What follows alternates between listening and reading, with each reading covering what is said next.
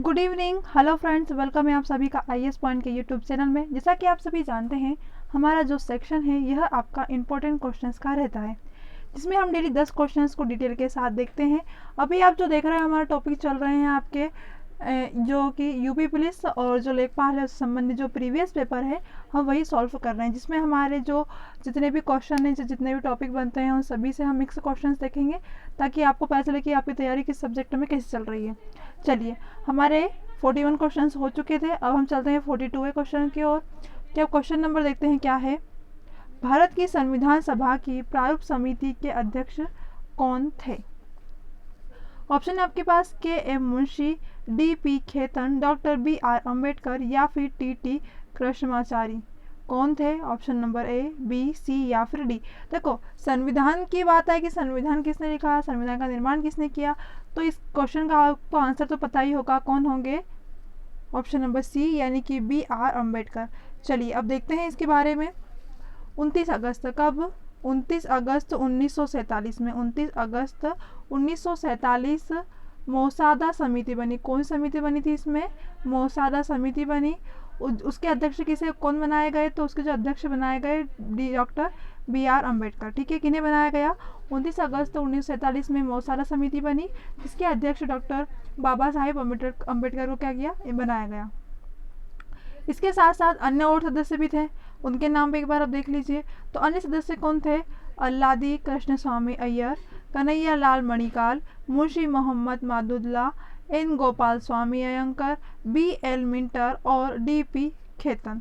ये लोग थे जो कि क्या थे, इसके सदस्य थे। ठीक है, चलिए अगले क्वेश्चन की ओर चलते हैं।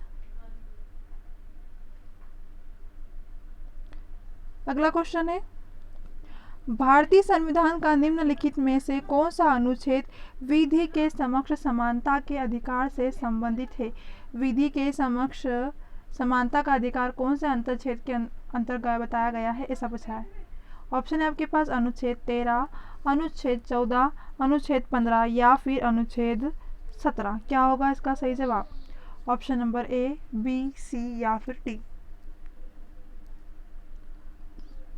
इसका सही जवाब है ऑप्शन नंबर बी, यानी कि अनुच्छेद 14 के अंतर्गत ही समक्ष क्या हैगा, समानता का अधिकार है। किसके समक्ष, विधि के समक्ष।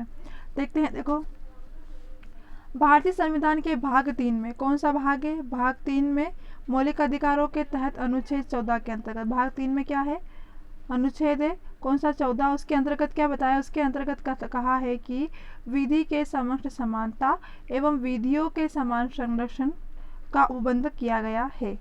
संविधान का यह अनुच्छेद भारत के राज्य क्षेत्र के भीतर भारतीय नागरिकों एवं विदेशी दोनों के लिए समान व्यवहार का उपबंध करता है। कौन सा, विधि के समक्ष समानता का अधिकार, जो कि विदेशों और जो भारतीय दोनों के लिए क्या है, समान ही उपबंध करता है।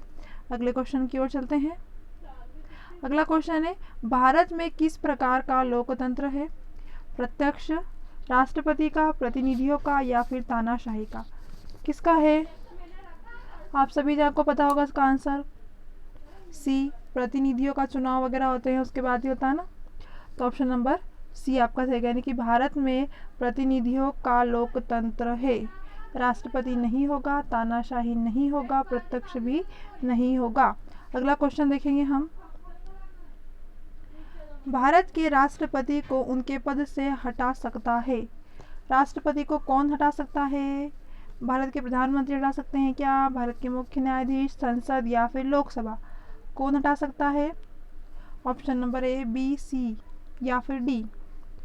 सही जवाब क्या होगा, ऑप्शन नंबर सी, यानी कि संसद भारत के राष्ट्रपति को हटा सकती है। अब कैसे कैसे हटाएगी, तो देखो, यदि राष्ट्रपति उपराष्ट्रपति को संबोधित करते हुए अपना त्यागपत्र दे दे, जो राष्ट्रपति है वह किसे, उपराष्ट्रपति को अपना त्यागपत्र दे दे, यदि इसमें क्या होगा, संविधान का अतिक्रमण करता है। राष्ट्रपति क्या करता है, अगर संविधान मतलब तोड़ता है या मतलब कि नियम के विरुद्ध काम करता है, तो उसे क्या किया जाता है, संसद द्वारा महाभियोग चलाया जा सकता है। संसद के द्वारा क्या चलता है, महाभियोग चलता है और उसके द्वारा उन्हें हटाया जा सकता है।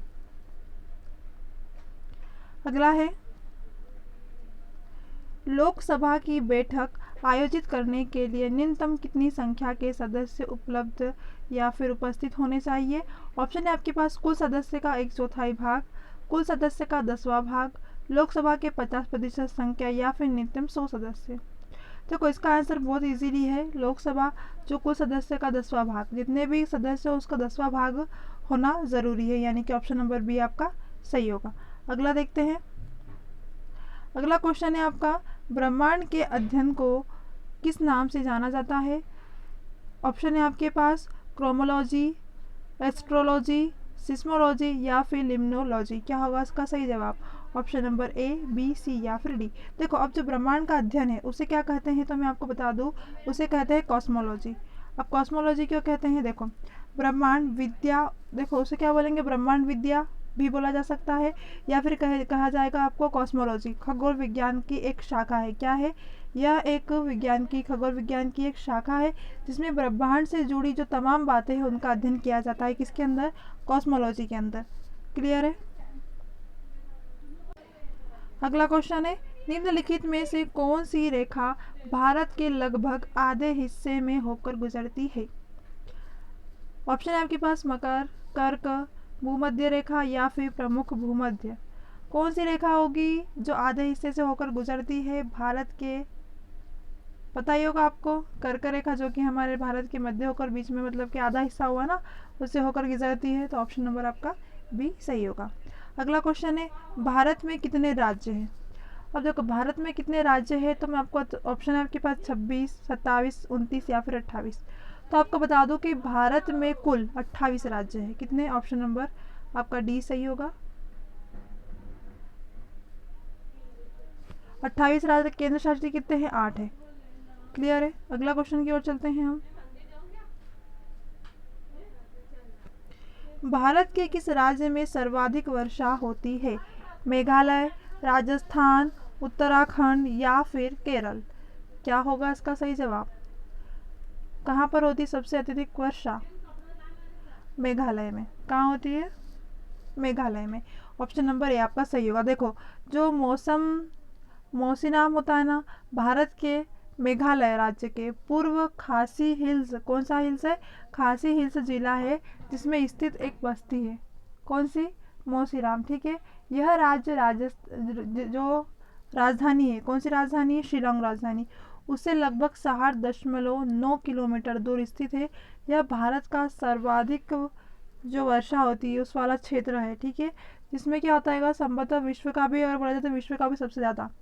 तो आप क्या बताओगे सर्वाधिक वर्षा कहाँ होती है? तो सर्वाधिक वर्षा मेघालय में होती है। अगला क्वेश्चन है आपके पास, प्रधानमंत्री के द्वारा एक आधार आधारित मोबाइल पेमेंट ऐप भीम जारी किया गया। इसका अर्थ है, यानी कि जो पेमेंट ऐप भीम है, ठीक है, पेमेंट दिया जाता है, लिया जाता है, उस ऐप का क्या नाम है? भीम। किसके द्वारा लॉन्च किया गया? प्रधानमंत्री के द्वारा। अब क्या पूछ रहा है, इसका अर्थ क्या है? Bharat interface for cashless payment या फिर भारत इंटरफेस फॉर रूपी। क्या होगा इसका सही जवाब? ऑप्शन नंबर ए, बी, सी या फिर डी। देखो अभी जो भीम ऐप है ना, इसका सबसे पहले आंसर बता दो, आपको बी सही होगा, यानी कि भारत इंटरफेस फॉर रूपी। अब देखो जो भीम ऐप है यह क्या है? तो भीम ऐप वित्तीय लेन देन, जैसा मैंने बताया पेमेंट लेना और देना, इसके लिए भारत सरकार के उपक्रम भारतीय राष्ट्रीय भुगतान निगम के द्वारा, किसके द्वारा? भारतीय राष्ट्रीय भुगतान निगम है, इसके द्वारा किया गया, इसे शुरू किया गया। यह एक मोबाइल ऐप है ना। इस ऐप का जो तंत्रांश बिना अंतरजाल के प्रयुक्त किया जाता है। आपको याद रखना है इसमें क्या होता है, तो वित्तीय लेन देन होता है, जो कि किसके द्वारा लॉन्च किया गया? प्रधानमंत्री। कौन सा निगम था? भारतीय राष्ट्रीय भुगतान निगम। ठीक है, चलिए आज की क्लास हमारी यहीं पर ख़त्म होती है। अगर आपको किसी भी क्वेश्चन में कोई भी डिफ़िकल्टी आई हो तो आप कमेंट सेक्शन में ज़रूर पूछें। मिलते हैं हमारी अगली क्लास में, तब तक के लिए आप सभी को बेस्ट ऑफ लक।